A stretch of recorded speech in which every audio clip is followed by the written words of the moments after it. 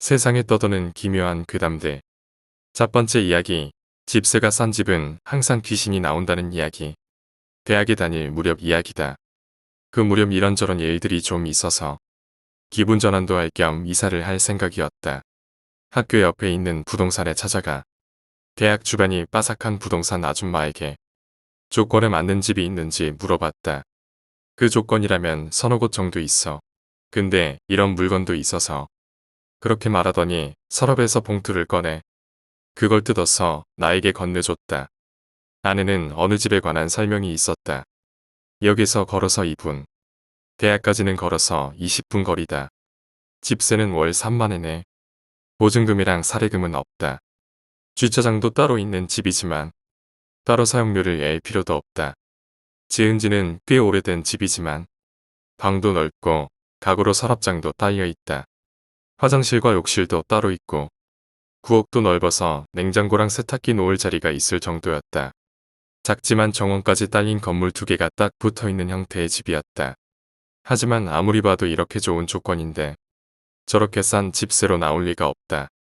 뭔가 수상하다 싶어 아줌마에게 묻자 무침성 좋은 아줌마의 얼굴이 어두워진다. 보통 사람한테는 추천하기 힘든 곳이긴 하지. 의미심장했다. 무언가 안 좋은 사정이 있는 집일 것이라 느껴 자세히 물어보자. 역시 생각대로였다. 지난번 살던 사람은 사흘 만에 집을 나왔고 그 전 사람은 나흘, 그 전 사람도 마찬가지였다고 한다. 다들 입주하고 며칠 지나지 않아 어째서인지 집에서 나와 도망쳤다는 것이다. 집주인 입장에서는 그냥 놀려두기도 아까우니 집세를 싸게 걸어서 내놓았지만 부동산 입장에서도 소문이라도 나면 곤란하니 웬만해서는 추천을 안 한다는 것이다. 기분 나쁜 예감은 있었지만 일단 워낙 집세가 싼 데다 아줌마도 집주인을 볼 낯이 없다며 간곡히 부탁을 하기에 입주하기로 결정했다.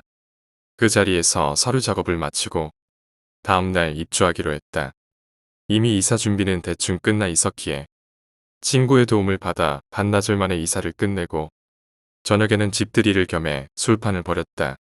하지만 밤이 깊자 다들 돌아가고 나만 남았다. 그러나 입주 당일 밤에는 딱히 아무 일도 없었다. 하지만 입주 사흘째 되는 날 밤이었다.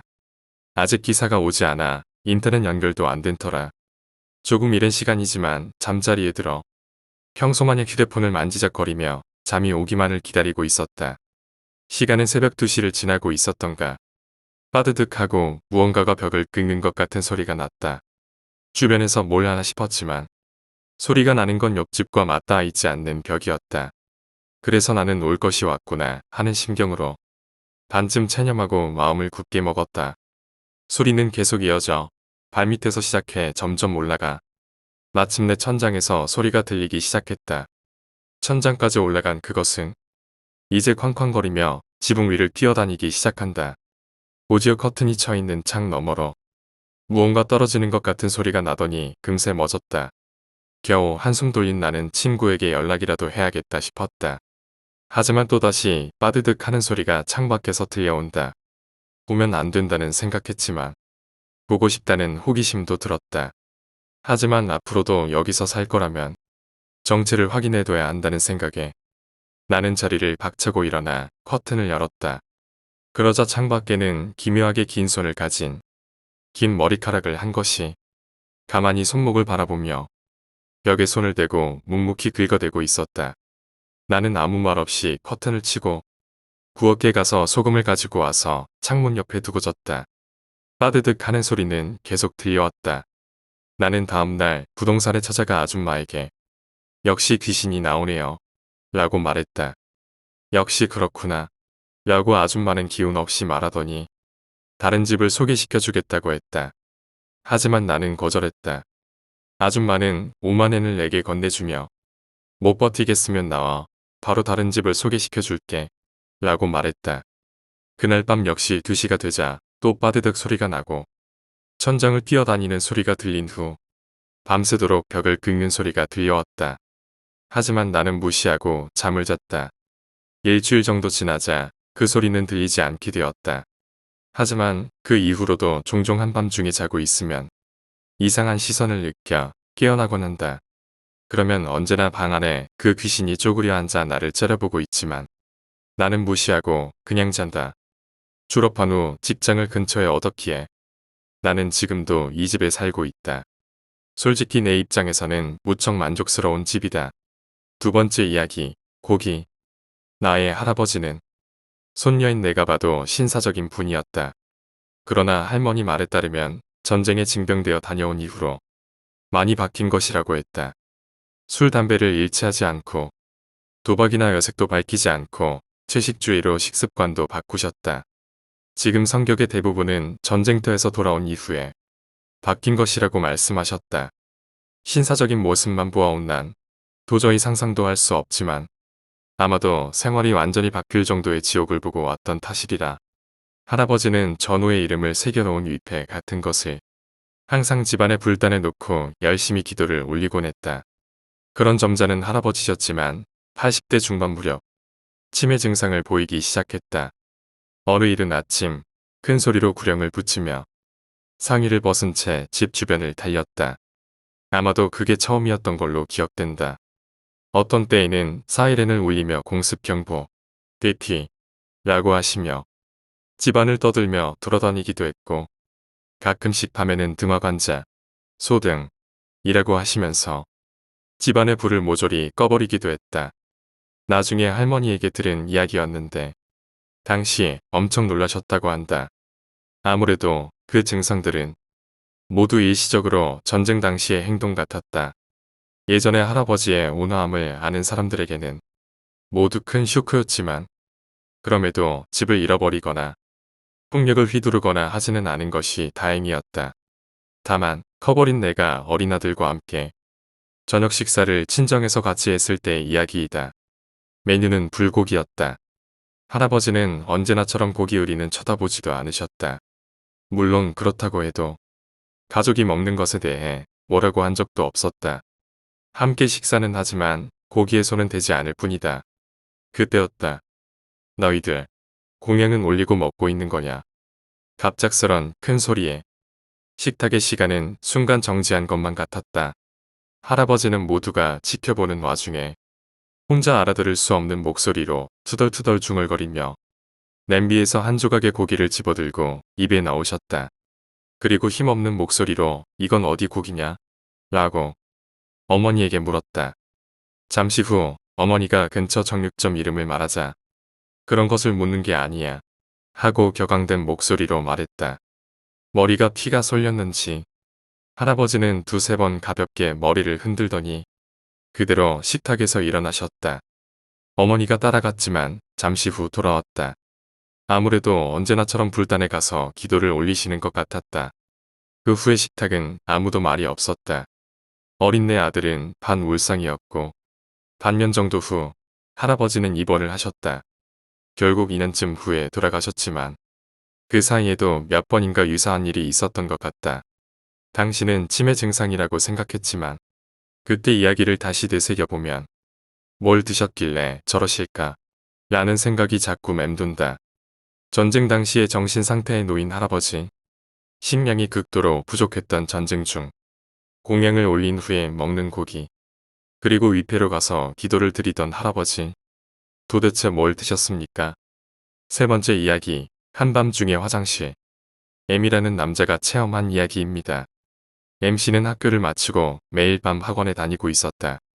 시간대는 밤 8시에서 9시 30분 정도였고 학원은 집에서 자전거로 15분 정도의 위치에 있었다.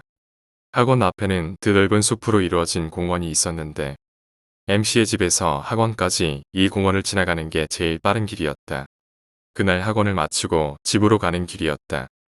자전거를 타고 공원을 지나가고 있었는데 갑자기 작은 벌레가 MC의 오른쪽 눈에 들어가 버렸다. 순간적인 상황에 벌레를 쫓으려고 하다가 핸들을 잡고 있던 손을 놓쳐버려서 책로에 있던 벤치와 충돌하고 말았다. 당연히 자전거에게서 떨어진 MC. 떨어지면서 다리를 다친 것 같아서 어쩔 수 없이 자전거를 끌고 가기로 했다.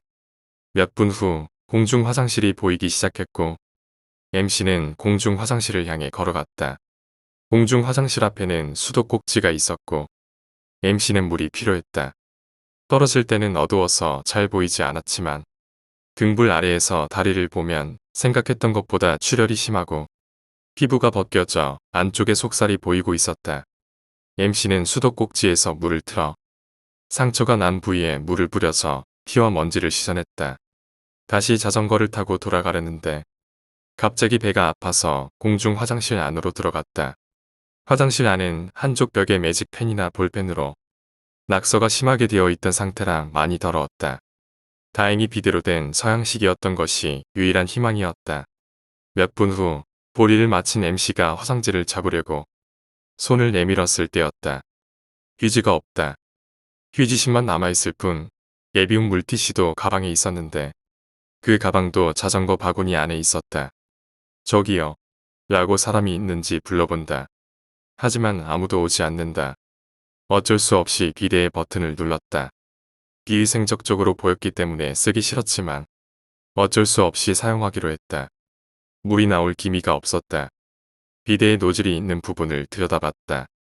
갈갛고 걸쭉한 것이 소음과 함께 노즐에서 뻐끔뻐끔 쏟아져 나오고 있었다. 그리고 새빨갛게 변기를 물들여갔다. MC는 재빨리 비데 버튼을 누르자 소음이 사라지고 주변은 정적에 휩싸였다. 우선 이 새빨간 이물질을 빨리 내려보내고 싶었다. MC는 물 내리는 버튼을 눌렀다. 흘러가지 않았다. 변기가 막혀 있는지 천천히 물이 올라왔다. 색도 일반적인 물색이 아니라 빨간색이었다. 결국 변기와 수면까지 거리가 2cm 정도 되는 지점에서 멈췄다. MC는 잠시 생각하다가 사람을 불러서 도움을 받기로 했다. 잠시 후 MC가 부르는 소리를 들었는지 사람의 발소리가 들려왔다. 소리는 MC가 있는 화장실 안까지 오자딱 하고 그쳤다. 저기요. 휴지가 없어요. 괜찮다면 다른 곳에서 가져다 주실래요? 아무리 말을 해도 대답이 없었다. 점점 무서워진 MC는 혹시 위에서 쳐다보는 것은 아닐까 싶어서 머리 위를 올려다 보았다. 어라? 뒤통수가 보였다. 물을 등지고 서 있는 것 같지만 전혀 미동도 하지 않았다.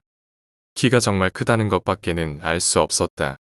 그리고 몇 번이나 말했지만 계속해서 MC의 말을 무시했다. MC는 문을 열려고 했지만 문이 전혀 열리질 않았다. 문 앞에 서 있는 누군가가 계속해서 일정 간격으로 똑똑하고 문을 두드리기 시작했다. 안에 사람 있다고. 적당히 좀 하라고. MC가 화를 내며 소리를 지르지만 노크는 그칠 줄 모른다. 밖이 신경 쓰인 MC는 문 틈새로 들여다봤다. 밖에는 온 몸이 흠뻑 젖어 있는 반팔에 반바지만 입고 있는 소년이 문 앞을 돌아다니고 있었다. MC의 시선을 알아챘는지 소년이 딱 멈추더니 MC가 있는 화장실을 향해 점점 다가왔다. 더 이상 보면 안 된다고 생각했지만 몸이 전혀 말을 듣지 않는다. MC의 시선 앞에 소년이 멈춰섰다. 그 소년은 온 몸이 흠뻑 젖은 상태였다. 게다가 젤리처럼 변색된 흰색 피부. 섞고 있는 것인지 악취가 코를 찌른다. 소년이 자신의 오른팔을 우두두 긁어대기 시작했다. 흰색의 젤리 같은 피부는 순식간에 벗겨져 나갔고 하얀 뼈가 보이기 시작했다. 온몸이 가려운 듯 신체 곳곳을 긁기 시작했다. 마지막으로 머리를 긁기 시작하자 머리카락과 함께 두피가 떨어져 나갔다. 보기에도 끔찍한 소년의 모습에 MC는 지금 당장이라도 도망치고 싶었지만 몸이 말을 듣지 않았다. 소년은 MC가 있는 화장실 안으로 더 가까이 다가오기 시작했다. 결국 MC의 바로 눈 앞까지 와서 문 틈새로 MC를 바라본다. 노릇하고 탁한 눈알. 살아있는 인간의 것이라고는 생각되지 않는 눈알. 소년은 기분 나쁘게 웃더니 뒷주머니에서 뭔가를 꺼냈다. 10cm 정도의 철사였다. 소년은 철사를 문틈으로 집어넣었다. 그리고 틈새로 들여다보는 MC의 눈알에 철사를 있는 힘껏 밀어넣었다. 철사 끝이 MC의 눈알을 뚫었다. 이상하게 통증은 없었지만 분명히 이물질이 눈알을 통과한 느낌이 들었다. 소년이 기쁜 듯 웃고 있는데 갑자기 새까만 검은 장갑을 낀 거대한 손이 소년의 머리를 움켜쥐기 시작했다. 그리고 어느 순간부터 노크 소리는 그치고 있었다. 그리고 다음 순간 소년의 머리가 반으로 뜯겨져 나갔고 소년의 몸은 바닥으로 떨어져 나갔다. 검은색 코트를 입은 누군가가 바닥에 앉아서 소년의 시체를 먹기 시작했다. 그것은 MC의 시선을 깨달았는지 입 한가득 소년의 시체를 쑤셔넣고 나머지 부분을 문틈에 뺑뺑이 붙이기 시작했다. 문틈으로 하염없이 흘러내리는 젤리 같은 이물질이 보였고 거기서 MC의 기억은 끊어졌다. 다음날 아침 청소부가 화장실에 쓰러져 있는 MC를 발견하고 구급차를 불렀다. MC의 눈에는 화장실 벽에서 튀어나온 철사가 박혀 있었다. 오른쪽 눈은 실명되었고 지금은 의안이 들어있다. 그날의 일이 꿈이었는지 현실이었는지는 모르겠지만 말이다. 그리고 나중에 소년과 검은 롱코트의 정체를 알아냈다고 MC에게서 연락이 왔었다. MC가 가르쳐준 신문기사에는 이렇게 적혀 있었다. 공원에 있는 공중 화장실에서 악취가 난다는 이웃의 신고를 받고 달려온 경찰이 공중 화장실 지붕 위에서 시체를 발견. 시신은 산산조각 난 상태로 검은 비닐 봉지에 들어 있었고 죽은 지 상당 기간이 흐른 것으로 보인다. 누군가가 유기한 것으로 보고 사체 유기 사건으로 수사를 시작했다. 수사 정보에 따르면 시신은 소아와 성인 남성의 것으로 보이며 신원 확인을 위해 계속 수사 중에 있다. 네 번째 이야기, 20년 전에 저주받은 짓. 나에게는 영감이 없습니다. 그렇기 때문에 귀신의 모습을 보거나 목소리를 들은 적도 없습니다. 그래도 대단히 무서웠던 경험이 단 한 번. 중학생일 때 있었습니다. 그 이야기를 여러분이 들어주셨으면 좋겠습니다. 14살 때 아버지를 여의고 어머니의 친정으로 함께 이사를 하게 되었습니다. 외할아버지는 오래전에 돌아가셨기 때문에 외할머니와 어머니, 그리고 나까지 3명인 생활이 시작되었습니다. 나는 아버지가 죽었다는 쇼크에서 벗어나지 못한 채 새로운 환경에 빠르게 적응해야만 했습니다. 불안하기도 했지만 내가 처한 환경에 동정을 느꼈던지 전학간 학교의 친구들은 모두 상냥하게 대해주었습니다. 특히 S라는 아이는 막 전학 온 나에게 대단히 친절하게 대해줘서 교과서를 보여주거나 말상대가 되어주곤 했습니다. 그녀와 친구가 된 나는 자연히 마음을 열 수 있었고 2개월 정도 지난 뒤에는 서로 장난을 치거나 즐겁게 서로 웃기도 하게 되었습니다. 그런데 우리 반에는 F라는 예쁘장한 여자아이가 있었습니다. 나는 어쩐지 그 아이에게 관심이 생겼습니다. 물론 이상한 의미에서가 아니고 여자인 내가 보아도 귀엽거나 싶을 정도의 몸집이 작고 예쁜 연약한 느낌의 아이였으므로 동성으로서 호감을 가지고 있었던 것입니다. 나는 다른 사람에 비해 얼굴이 조금 까맣고 키가 크기 때문에 지금 생각하면 어느 정도 부러움도 섞여 있었던 것 같습니다. 관심을 끌려던 노력이 효과가 있었던 것인지 자리를 바꿀 때 그 아이와 나는 짝이 되었고 조금씩 이야기를 나누다가 그 아이도 어머니와 둘이서만 산다는 것을 알고 더욱 친하게 지내게 되었습니다. 그렇지만 F의 경우에는 아버지가 돌아가신 것이 아니고 아버지가 다른 여자와 도망쳐 버렸다고 하는 것 같았습니다. F 역시 여자끼리만 살고 있다는 것을 알았을 때 이 아이와 친구가 되어서 다행이다라고 생각했습니다. 단지 그것은 그녀의 집에 놀러 갈 때까지 짧은 시간 동안 뿐이었지만 그날 내가 왜 F의 집에 찾아가게 된 것인지 나는 기억하고 있지 않습니다. 상당히 오래전의 이야기이기도 합니다만 그것보다도 그녀의 집에서 본 것이 너무나도 강한 인상을 남겨서 그런 하찮은 것은 모호해졌기 때문이기도 합니다. 그때 S도 함께 있었습니다. S는 평소 F를 그다지 좋아하지 않았고 내가 F와 친하게 지내는 건 역시 좋아하지 않는 것 같았습니다. 하지만 그런데도 왜 그녀가 함께 있었던 것인지 나는 기억할 수 없습니다. 그러나 어쨌든 학교가 끝나고 집이 반대 방향인데도 나와 S는 어떤 일 때문에 F의 집에 들르게 된 것입니다. 그녀의 집은 엄청나게 낡아 보이는 단층 집으로 나무로 된 벽은 뒤로 젖혀져 있는 데다 정원은 거의 없고 이웃집과의 사이가 50cm도 되지 않는 듯한 비좁은 곳에 있었습니다. 나는 조금 놀랐습니다만 그런 내 자신이 부끄러워졌습니다.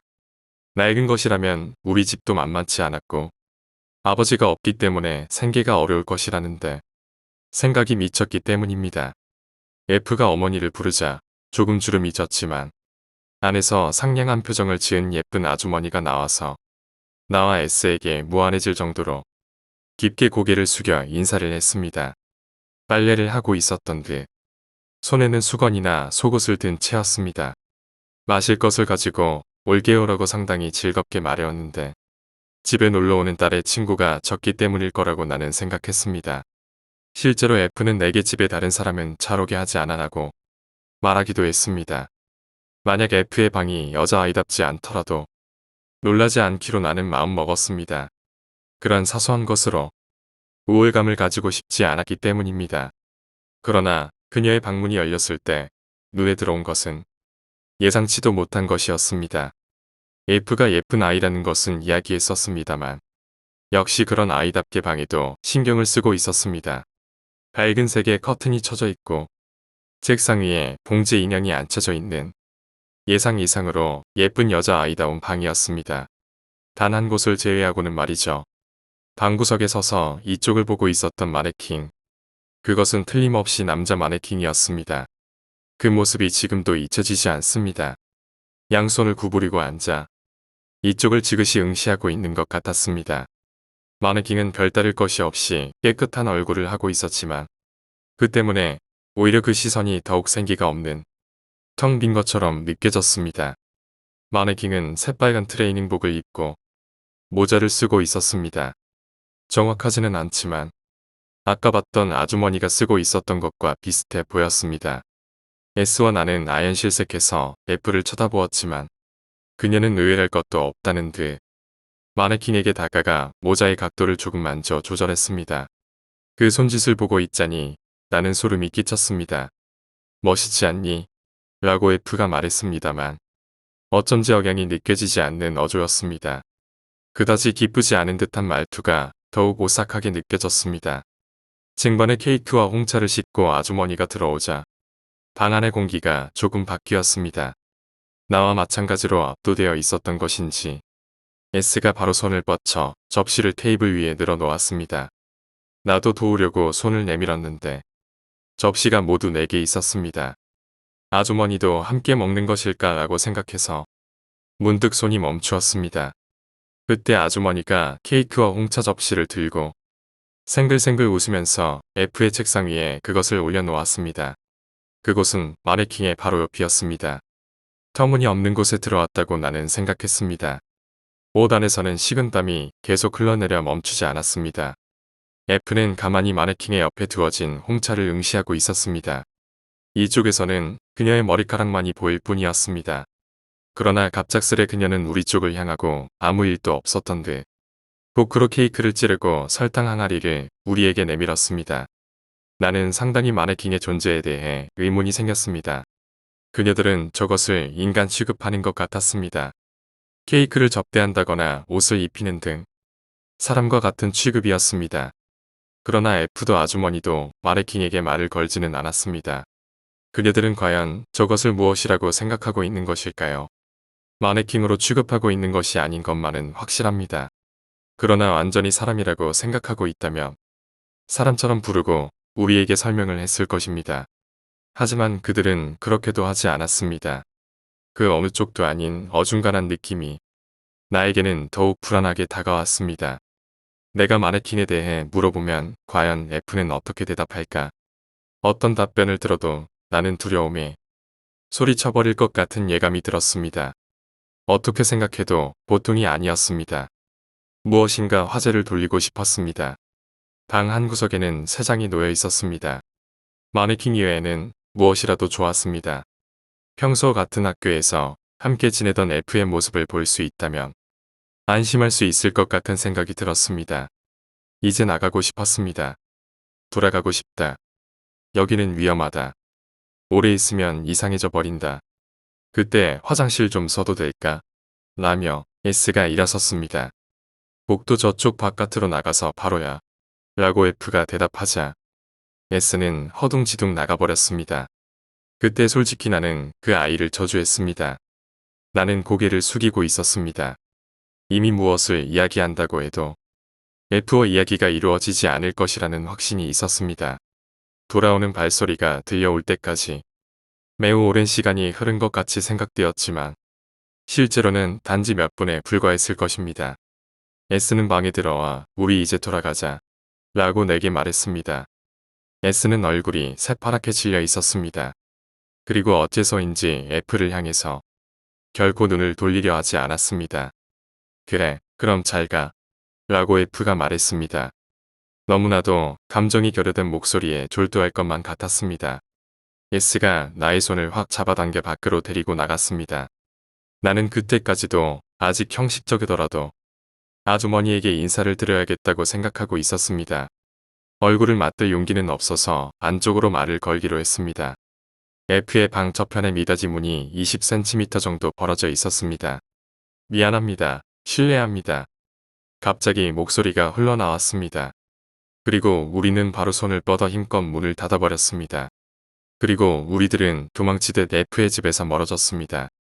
돌아가는 길에 우리는 정신없이 자전거 페달을 밟았습니다. S는 계속 내 앞에서 1m라도 멀어지고 싶다는 듯 아무 말도 하지 않은 채 우리가 평소 돌아가던 길까지 달려나갔습니다. 드디어 안심할 수 있을 만한 곳에 도착해서 우리들은 마실 것을 사고 목에 갈증을 달랬습니다. 이제 걔랑 노는 건 그만둬. 라고 S가 말했습니다. 그것은 굳이 말할 필요도 없는 것이었습니다. 저 집은 이상해. 그리고 F도 이상해. 하지만 가장 이상한 건 아주머니야. S는 화장실에 갔을 때 이야기를 내게 해주었습니다. S가 F의 방을 나갔을 때 옆방의 문이 열려 있었다고 합니다. 그녀는 아무런 생각 없이 지나쳐 가다가 그 안을 봐버렸다고 합니다. 마네킹에 팔이 여러 개가 구르고 있었다고 합니다. 그리고 곁에서는 방석 위에 앉은 아주머니가 그중 한 개의 팔을 미친 것처럼 핥고 있었던 것입니다. S는 떨면서 볼일을 마치고 돌아가는 길에 겁을 내며 문 앞을 지나갔습니다. 조금 시선을 돌렸다가 이쪽을 응시하고 있는 아주머니와 눈이 마주쳐 버렸다고 합니다. 무심결에 미소를 지었지만 아주머니의 눈은 가늘어져 자신만을 보고 있었다고 합니다. 아주머니는 S를 향해 생긋이 미소를 보였다고 합니다. 그녀가 당황해서 나를 데리고 집을 떠난 것은 그 직후의 일이었습니다. 대단히 기분 나쁜 경험이었기 때문에 우리는 F가 먼저 말을 걸어오지 않는 한 이야기를 하지 않게 되었습니다. 그리고 조금씩 사이는 멀어져 갔습니다. 이 이야기를 모두에게 널리 퍼뜨릴까도 생각해 보았지만 도저히 누군가가 믿어줄 것 같지 않았습니다. F와 친한 아이들에게 이야기를 한다 해도 그 아이들에게는 우리가 F를 고립시키려고 한다고 밖에는 생각하지 않을 터였습니다. 특히 S와 F의 사이가 좋지 않았던 것은 누구나 알고 있었으니 우리는 F의 집에 가보았다는 다른 아이들에게 살짝 이야기를 들어보았지만 한결같이 우리가 본 것 같은 이상한 것은 보지 못했다는 이야기뿐이었습니다. 그러므로 상황은 우리에게 한층 더 불리했습니다. 단지 한 사람, 남자아이 한 명이 그러고 보니 이상한 일이 있었다고 하는 아이가 있었습니다. F의 집에 도착해 벨을 눌렀지만 아무도 나오지 않았다고 합니다. 미리 연락했었는데 라며 난처해 있지만 어쨌든 기다리기로 했다고 합니다. 혹시 안에 있어서 들리지 않는 것일까 싶어서 문을 손으로 두드려 쾅쾅 소리도 내보았습니다.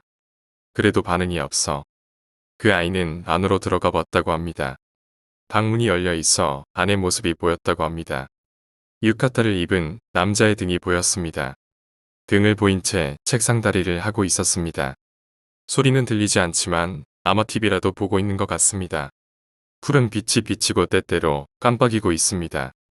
그러나 말을 걸어도 남자는 뒤돌아보지 않습니다. 움직임조차 전혀 없습니다. 불쾌해진 그 아이는 그 길로 집에 돌아갔다고 합니다. F의 집에 남자는 없을 것입니다.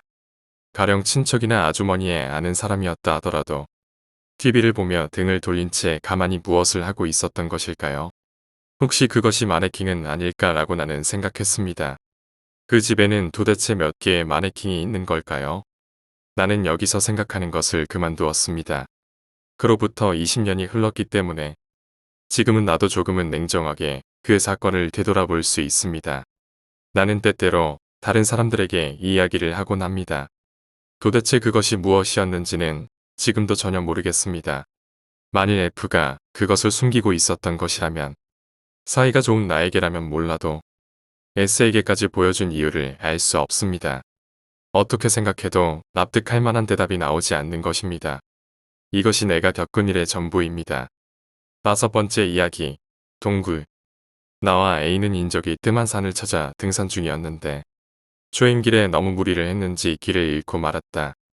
출발 전 비가 온다는 예보를 들었지만 대수롭지 않게 생각한 우리 둘의 머리 위에 설상가상으로 엄청난 폭우가 내렸다. 한참을 헤매다가 작은 동굴 하나를 발견해 이곳에서 잠시 비를 피하기로 했다. A가 먼저 들어가고 뒤따라 내가 들어가려는 순간 동굴 위에 토사가 유실되며 바위 덩어리와 흙의 입구를 막아버렸다. 나는 놀라 소리를 지르며 흙더미를 치워보려 했지만 도저히 혼자서는 무리였다. 한참을 생각하다가 산 아래로 내려가 구조 요청을 하는 것이 낫겠다는 판단을 하고 어딘지도 모를 산길을 무작정 뛰어내려갔다. 다행히 A가 조난당한 동굴은 산 아래의 마을과 가까운 곳이었다. 바로 구조 요청을 했고 마침 비도 그치게 되어 마을 사람들과 구조팀은 아까의 장소로 서둘러 갔다. 30분 정도 조심스레 흙더미를 파내니 동굴의 입구가 보이기 시작했다. 그 틈 사이로 A가 불쑥 튀어나왔다. 다행히 A는 무사해 보였다. 도와주세요. 제 친구가 안에 있어요. 다쳐서 몸을 움직이지 못해요. A는 안도하면서도 걱정스런 표정으로 동굴 안을 가리키며 소리쳤다. 그러다 사람들과 같이 있는 나를 발견하곤 표정이 굳어졌다. 잠시 후 구조대가 나머지 흙더미를 치우고 반쯤 부패된 시신을 끄집어냈다. 아마 숲에서 조난당한 등산객이었던 것 같다. A는 어두운 동굴 안에서 고통에 신음하며 흐느끼는 소리를 들었고 그게 나인 줄 알았다고 한다. 동굴 안엔 A 혼자 뿐이었는데 말이다. 6번째 이야기. 자판기 괴담. 어느덧 20년이나 지난 이야기다. 나는 그 무렵 낮에는 일하고 밤에는 야간 대학에 다니는 고학 생활을 이어가고 있었다. 그렇기 때문에 학교가 끝날 무렵이면 이미 늦은 밤이었다. 평소라면 다음날 일어날 것을 생각하고 일찍 집에 돌아가 그대로 뻗었겠지만 그날은 마침 토요일이었다. 다음날은 쉬는 날이니까 오랜만에 여유를 가지고 자전거 페달을 밟고 있었다. 돌아가는 길은 길이라 하기도 힘들 정도로 완전한 시골길이어서 거의 논두렁을 지나가는 수준이었다. 꽤 기분 나쁜 길이었다. 상상이 될지는 모르겠지만 나무도 잠들 정도로 늦은 오밤중에 혼자서 그 넓은 시골길을 달리는 것이다. 게다가 주변에는 마네킹의 목을 잘라다 붙인 진짜 같은 허수아비가 내 쪽을 바라보고 있었다. 그래도 그 무렵에는 어느 정도 익숙해져서 무시하고 지나가고 있었다. 돌아가는 도중 평상시라면 쳐다보지도 않을 자판기에 눈이 멈췄다. 간만에 금전적으로 여유가 있었기 때문에 목은 그다지 마르지 않았지만 하나 마시고 가기로 했다. 시골에나 있을 법한 낡은 자판기였다. 유명한 브랜드의 음료수는 하나도 없고 길쭉한 캔에 담긴 음료수 1색이었다. 거기다가 당첨되면 하나 더 준다는 제비뽑기가 붙어 있었다. 시대에 뒤떨어진 놈이구나 싶었다. 고장난 형광등의 지지직거리는 소리가 귀에 거슬렸다. 시골은 찻길도 없기 때문에 밤이 되면 믿을 수 없을 정도로 조용해진다. 그 사이로 내가 동전을 넣는 소리가 울려 퍼졌다. 돈을 넣고 버튼을 누르자 제비뽑기의 램프가 삐삐삐하고 울리기 시작한다. 어렴풋한 그 광경에는 어울리지 않는 무척 저렴한 전자음이었다. 당첨되더라도 2개는 한 번에 못 마시겠는데 하며 쓴웃음을 지으며 주스를 꺼내려고 했지만 조명이라고는 자판기에 고장난 형광등 뿐이다. 어슴풀에 아기짝이 없는 빛 때문에 자판기 배출구는 깜깜해서 하나도 안 보인다. 주스는 어디 있나 싶어서 손으로 더듬으며 배출구 안을 뒤지고 있을 무렵이었다. 손을 잡혀버렸다. 무슨 소리인지 이해가 안 가겠지만 말 그대로 배출구 안에서 나온 손이 내 손을 잡았던 것이다. 마치 악수를 하는 것 같은 꼴이었다. 순간적으로 머릿속이 새하얘졌다. 끊임없이 사람 손의 감촉이었다. 게다가 점점 잡는 힘은 강해져서 아플 정도였다. 그제야 정신을 차린 나는 온 힘을 다해 필사적으로 손을 잡아당겼다. 상당히 강하게 잡고 있었는데도 불구하고 손은 쑥 빠졌고 나는 반쯤 얼이 빠져서 자전거에 올라탄 뒤 전속력으로 도망쳤다. 혼란스러웠기 때문에 분명한 기억은 없지만 그 손의 감촉과 등기에서 들려오던 자판기의 소리만큼은 선명하게 기억하고 있다. 그러고 보면 제비는 버튼을 누르고 5초 정도 후에는 멈추기 마련인데 지금 생각하면 어째서인지 계속 울리고 있었던 것 같다. 혼자는 집에 그대로 들어가기에는 너무 무서웠기에 나는 그대로 친구 집에 쳐들어갔다. 그리고 그 판단은 옳았다. 혼자 있었다면 미쳐버렸을지도 모른다. 왜냐하면 손이 움직이지 않았던 것이다. 마치 악수를 하는 것 같은 모습으로 거기만 가위에 눌린 것 같이 꼼짝하지를 않았다. 친구도 보통 일이 아니라고 생각했던 것인지 우리는 둘이서 밤이 새도록 머릿속으로 연물을 외웠다. 그러자 밤이 깊어질 무렵 갑자기 무엇인가로부터 풀려나듯 경직이 풀렸다. 그리고 그 이후로 나는 어떤 것이든 입이 달려있는 것에는 손을 넣을 수가 없게 되었다. 자판기는 물론 우체통이나 편지함 같은 것도 마찬가지다. 왜냐하면 악수당할 테니까 말이다. 7번째 이야기. 친구가 학교에 나오지 않는다. 얼마 전부터 짝인 A가 학교에 나오지 않았다. 담임은 A의 집에도 연락이 안 된다며 반장과 나에게 방과 후에 한번 찾아가 보라 말했다. 한참을 헤매다 겨우 A의 집을 찾을 수 있었고 문을 두드리니 초췌한 얼굴의 A가 우리를 맞아주었다. 잠시 후 우리는 거실로 안내되었는데 A는 어머니를 보고 오겠다며 방 안으로 들어갔다.